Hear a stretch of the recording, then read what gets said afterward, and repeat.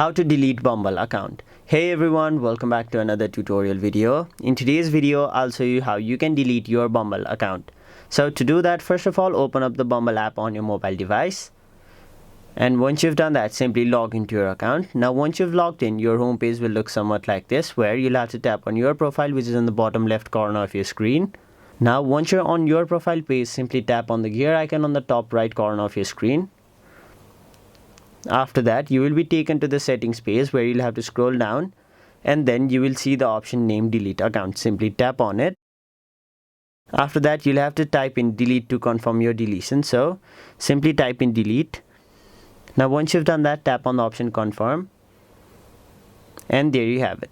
It was as easy as that. So that was basically how you delete your Bumble account. That was it for this video. Hope this video was helpful to you guys, and if it was, make sure you like this video and subscribe to our channel so that you don't miss out on further videos such as these.